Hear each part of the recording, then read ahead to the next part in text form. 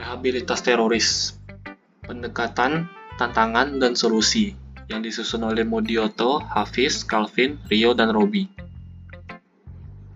Agenda 1. Pengantar dan definisi konsep kunci. Kedua, analisis masalah utama dalam topik.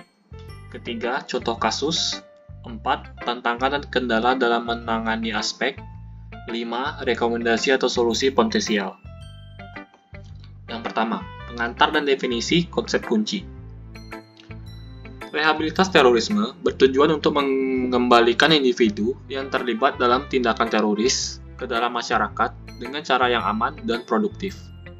Proses ini melibatkan berbagai langkah, termasuk deradikalisasi, integrasi sosial, dan dukungan psikologis.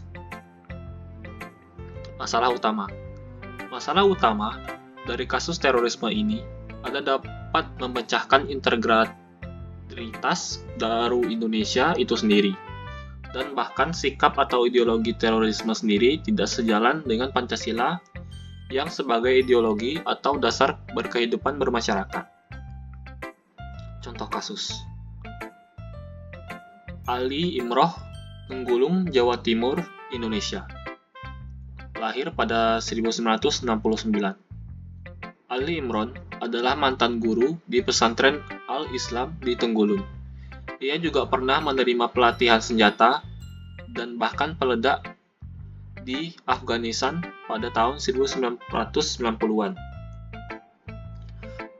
Ali Imron ditangkap pada 13 Januari 2003 di Pulau Berungkang, Samarinda, Kalimantan Timur, saat diduga hendak melarikan diri ke Malaysia. Pada 18 September 2003, ia divonis penjara seumur hidup oleh Pengadilan Negeri Denpasar. Ali Imron terhindar dari hukuman mati karena menunjukkan penyesalan dan bekerja sama dengan pihak berwenang setelah penangkapannya. Setelah penangkapannya, Ali Imron menjalani proses deradikalisasi dan rehabilitas. Ia kini aktif dalam program deradikalisasi dan sering memberikan edukasi kepada masyarakat tentang bahaya radikalisme dan terorisme. Ali Imron juga mendirikan Yayasan Lingkar Perdamaian di Tenggulung, Lamongan, Jawa Timur, yang dikelola oleh adiknya Ali Fauzi. Ali Imron kini menjadi salah satu garda depan dalam upaya radikalisasi di Indonesia. Kesaksiannya dan keterlibatannya dalam program deradikalisasi telah membantu mencegah radikalisme lebih lanjut di kalangan masyarakat. Yang kedua, Muhammad Nasir Abbas, Malaysia, 1 Januari 1970. Nasir Abbas adalah mantan anggota senior Jamaah Islamiyah, sebuah kelompok teroris yang beroperasi di Asia Tenggara. Ia terlibat dalam pelatihan militer dan perencanaan serangan teroris di wilayah tersebut. Nasir Abbas ditangkap pada tahun 2003 di Indonesia. Setelah penangkapannya, ia bekerja sama dengan pihak berwenang dan memberikan informasi penting tentang jaringan teroris di Asia Tenggara. Nasir Abbas menjalani program deradikalisasi yang melibatkan pendidikan ulang dan dialog dengan para ulama serta mantan ekstremis lainnya. Ia juga aktif dalam memberikan testimoni tentang bahaya ekstremisme. Setelah menjalani proses deradikalisasi, Nasir Abbas berpartisipasi dalam berbagai kegiatan sosial dan memberikan edukasi kepada masyarakat tentang bahaya radikalisme dan terorisme.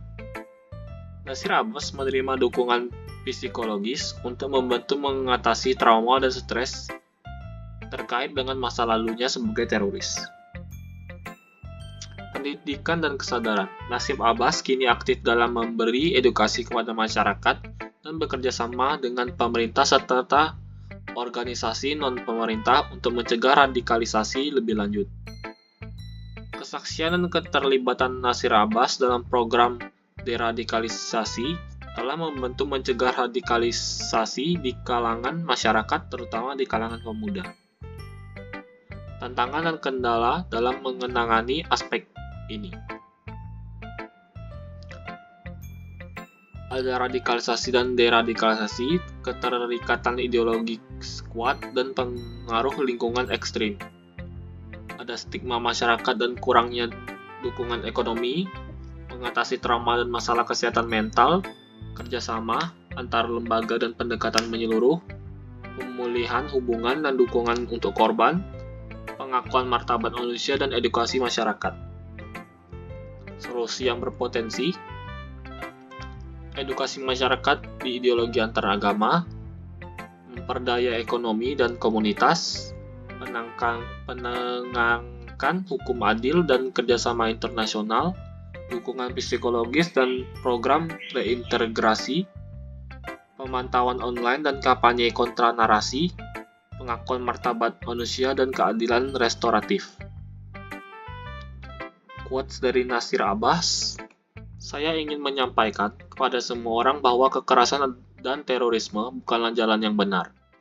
Kita harus mencari cara damai untuk menyelesaikan masalah dan membangun masa depan yang lebih baik bersama-sama.